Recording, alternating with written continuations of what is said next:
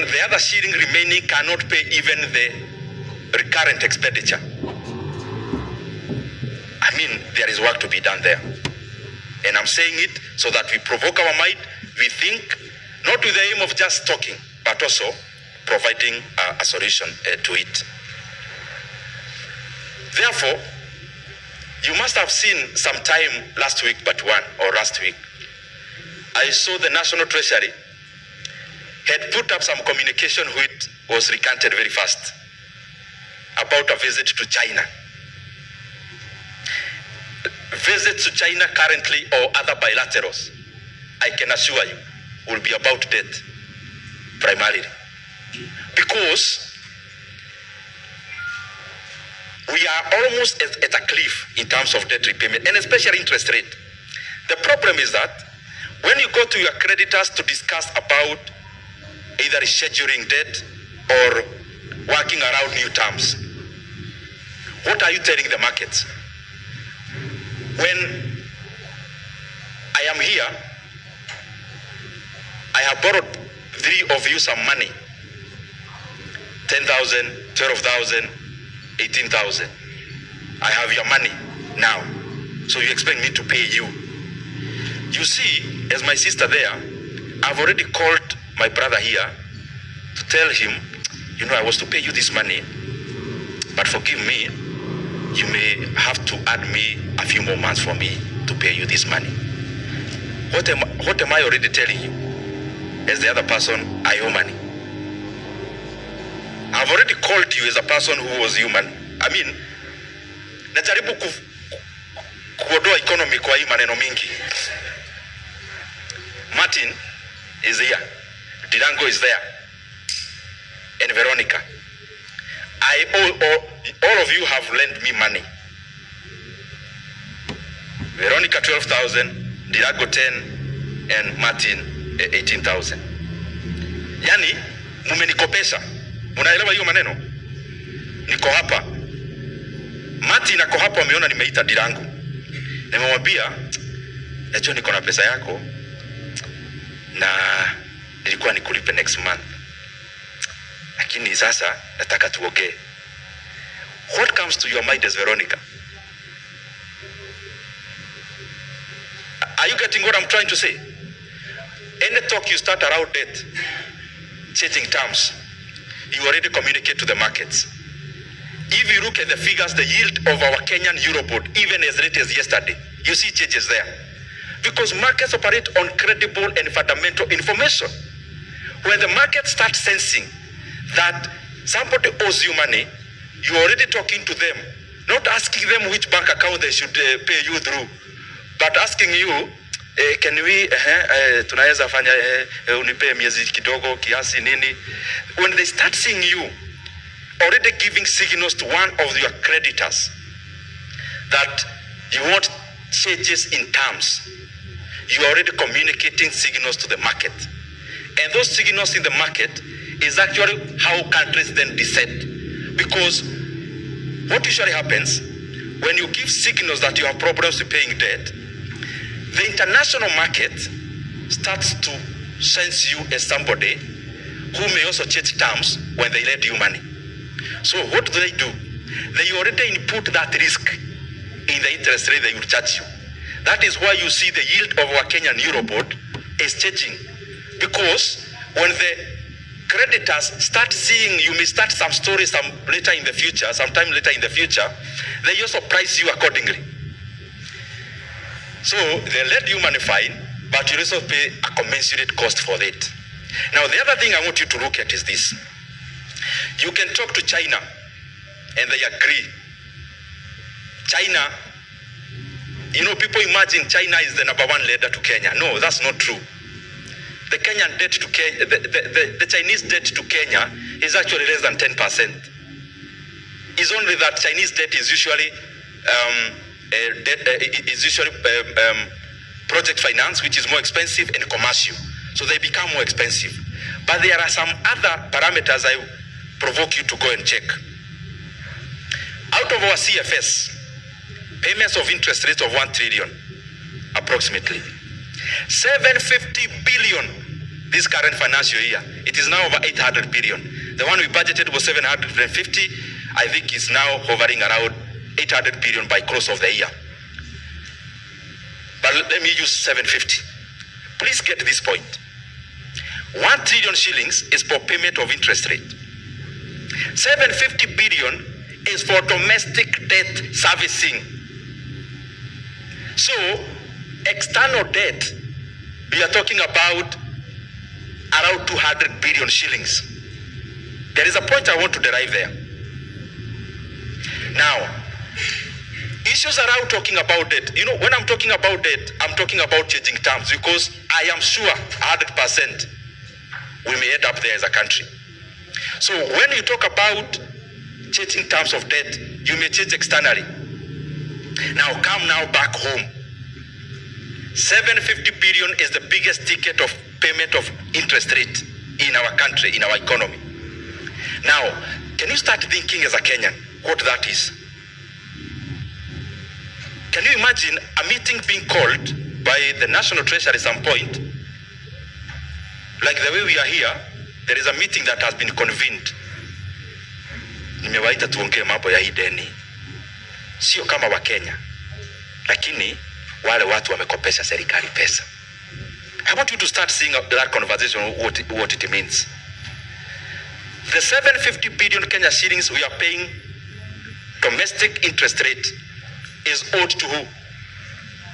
Is owed to banks, is owed to insurance companies, is owed to bond holders, even normal Kenyans. Now, changing terms means what? Are you calling us to increase the yield? What is the likely conversation that is likely to be around there? It's about postponing paying you. That's number one. There can only be two things actually. Postponing paying you, that's number one, or paying you less. Now think about it this way. You are a bank with shareholders expecting you to release results by end of the financial year. Huyo mtu anasema nini akikuita hiyo mkutano? In other words, those are the things that we need to think about, because the dominant thing we have to think about as a country is debt.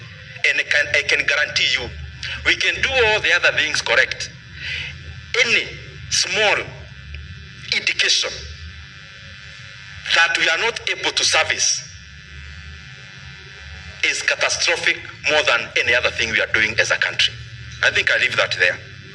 Umeshika what I'm trying to say. And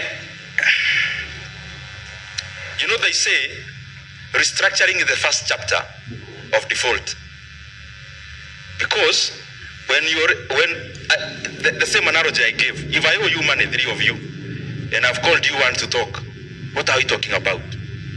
We are talking about I may not pay you next month, I'll pay you 3 months from now. So I'm restructuring. So what if in those 2 months I've not paid you, what have I done? Haven't I defaulted? Now lastly, I want to talk about revenue. There is something called revenue maximizing tax rate. That is a term that should be given a department in the Department of the National Treasury. Revenue maximizing tax rate.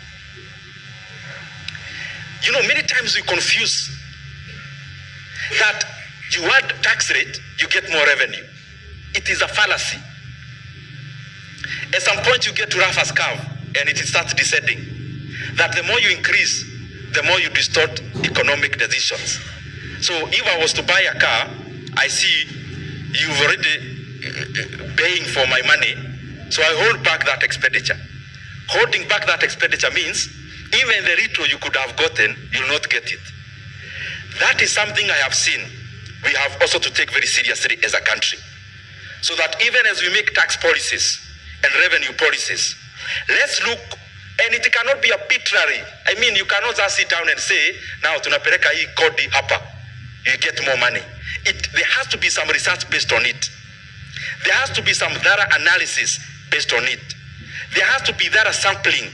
There has to be thorough work in it by coming up with a rate that maximizes revenue without making people distort their economic decisions or market to distort its decision making. We did the finance bill of 2023, which was fairly debated as the one for last year. Now, this is the most shocking thing. The Kenyan revenue to GDP ratio in the year 2023-2024 was around 16%. I want you to see the trend. In the year 2019-2020 was around 15%. In the year 2023, that year, was 14 point something percent. In this current year, up to date, it is around 14.7%. Now, when you do robust revenue raising measures in terms of policy, they should come with commensurate revenue from it. Kodi ikiongezewa, for example, pay, there should be commensurate revenue in the basket of revenue from this money you have taxed. Tunashikana hapo. Why is it that even when you raise the rate, then in the basket of money, there is no that money? Why is it that the revenue growth in Kenya never noticed finance bill of 2023? That the graph, if you are given a graph without labeling, you will not pinpoint those 2 years. You will not see them because the revenue never changed other than the ordinary changes it usually has. I'm talking about that analysis of revenue maximizing tax rate. Why is it that even when we have a very corrosive, when we have a very debatable policy around tax and it passes, why is it that we cannot see this money in the other side? Possibly this could be the reason. You come, maybe you are earning some money here, the government takes it at the pay level. Napenda kuita unakatia stima kwa transformer. You know, when money is deducted from your pay, ni kama stima imekatiwa kwa transformer. So it actually never reaches your hands. Now, when you cut money from the pay level, when you cut money at that level, let's say in my disposable income, you already knock off 8,000 shillings from it. That is the money you are sending your uncle somewhere in Nyamira. That is the money you are sending your auntie somewhere in Kisii. Now, you no longer send them that money. So they no longer buy that sugar they were buying through the transfer you are doing. So you have cut money here at the payee level, but the same money denies you correction at the VAT level. Those are some of the things we have to work around so that even as we increase taxes, then we are not handicapping the same revenue collection. There is another thing I want to talk about very briefly, which you have to be vigilant as a country. In Nigeria is one of the economies, by the way, which are very good. It has very rich people in terms of, in Africa, you only get black billionaires, majority of them being domiciled in Lagos, Nigeria, out of Nigerian money. Now, Dakota Cement, BOA Cement, they grew around what? You come and put in some duty for imports of the commodities they manufacture, primarily cement. By that time, when you put duty on cement, I'm using Nigeria, you end up having a big conglomerate and several of them. Number one, of course, we know Dakota Cement, BOA Cement, there is also Lafarge and the others. So now you cut off imports. It's a good thing, fine. The question is, for how long? You cutting off meaning you build a wall of tariff, not necessarily a non-tariff barrier, but a tariff one. So you put in a wall. This wall should incentivize this local production to be efficient so that their products can compete with the global ones. But then you overstay with that policy. So Nigeria, by beginning of this year, had the highest cement prices in Africa. Can you see that oxymoron? The biggest producers had the highest cement prices in Africa and had the highest cement margins almost in the world.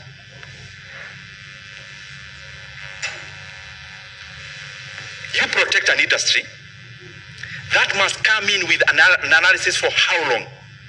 And there should be government follow-up on when we protect you. Up to when can Kenyans continue to pay more for you to get efficient? Because I am here as a consumer in Kenya. The cement prices in Kenya today have gone up. So what am I doing as a Kenyan buyer of cement? I am actually subsidizing as a Kenyan the production of the producer of cement. I am paying a higher price. It is a good thing. It may end up employing many more Kenyans. But the reason for protectionism must not be for longevity of production in this company. It should be up to the point where this company gets competitiveness in competing with any other cement from any other country. If I can import cement, let's say from Mozambique, I'm just using an abstract example, or from South Africa. If I can import a bag of cement from South Africa and it gets to Taita Taveta at a lower price than the cement being produced several kilometers away from that place, I mean, that's also a paradox. Protectionism all along must not be for the benefit of the producer. It must be for the benefit of the economy. And that is why it has to be time-bound. Very lastly, some of the things I think we should do as a country. Number one is to take institutional reforms very seriously. If you look at the regression of economic growth from China, from all the other countries, institutional reforms takes up a sizable influence on the dynamics of economic growth. Sio kupaka mafuta. You know, in Kenya we come rebrand an agency and we call it institutional reform. We need to be very deliberate. Institutional reform must incorporate the size of government. Kenya can act optimally with half of the government we have in terms of its size. We can cut the government into half across everything. Government, if government is a loaf of bread, you can cut it by half. All the resources of government, you can cut it by half, and my grandmother will not notice. What am I trying to say? That service delivery will not be hampered. Institutional reform must be deliberate and must be objective. The other thing,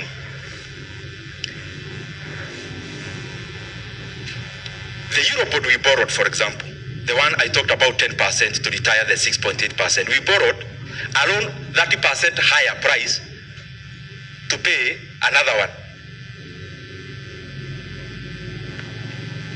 I wish we did a few things instead of borrowing more.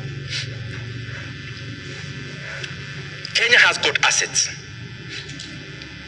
And some of these assets, we bought them for commercial purpose alone. Government invests in institutions for many factors, strategic reasons. There is also commercial reasons. In the year 2020, Safaricom market capitalization was around 1.5 trillion Kenya shillings. 1.5 trillion. The government of Kenya owns 35% of Safaricom. 20% of that Safaricom at the market cap then of 1.5 trillion is 300 billion. Only 30% alone. You could have raised 300 billion without borrowing anything. But some people will argue, but you know, why would you sell it? It gets dividend. I mean, even in the investment arena itself, you take the amount of money the government cumulatively has received in dividends. It may need to receive dividends for hundreds of years for it to match this kind of investment.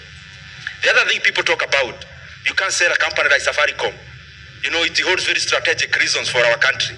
Which strategic reasons cannot be handled?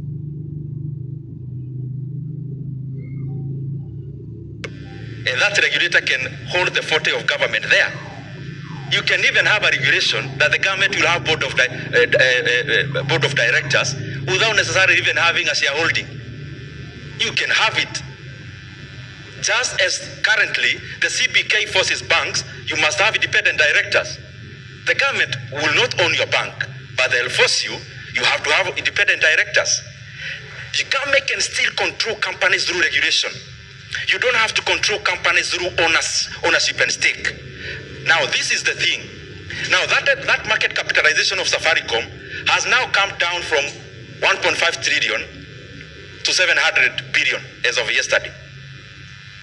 We must be strategic even in government investments so that we make it, we have an efficient asset management arm of government so that they are able to make optimal decisions. Why would you go to borrow money as a government? Private sector investment. For you to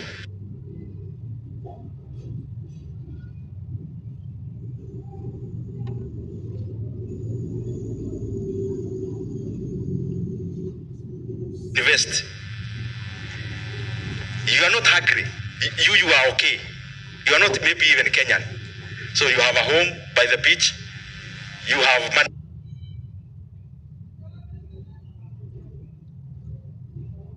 I want to ask a rhetorical question. Between this person who has 10 billion shillings, them they are okay, they have a house, they are able to take care of themselves, but they have 10 billion, they want to invest in Kenya. Is this person doing Kenya a favor, or is it Kenya doing them a favor? You are fine. Wewe uko na gari yako, hata uko na ndege, unakaa ng'ambo, you are not even Kenyan. You will live in the most exotic places and you have money and you want to invest. So you are not looking for money to buy food.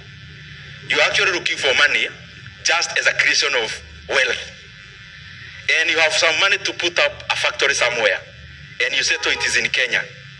And when, or any other developing country, when you come in with this money and you are investing in Kenya, somebody want to treat you like helping you is a favor they are doing you. Entrepreneurs, if they are given the primacy of the role that should be given to them, they can do much of the work that the government already does.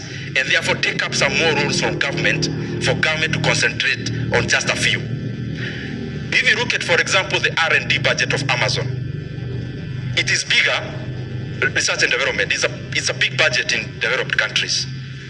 The R&D budget of Amazon is higher than the R&D budget for the entire Germany. Germany as a country has a lower R&D budget than Amazon as a country. Just imagine if Amazon was not there. The R&D budget of Meta, for example, and maybe only two tech companies in the US combined, is higher than the entire R&D budget of the government of the United States. What am I trying to say? There are some things that are already being funded by the private sector in that country where the government does not actually need to have that money in their fiscals. Because the ultimate result of R&D is research, is to do things more efficiently, is to do things better. If private sector is given enough resources, enough support, they can end up doing much more of what the government does. Asanteni sana.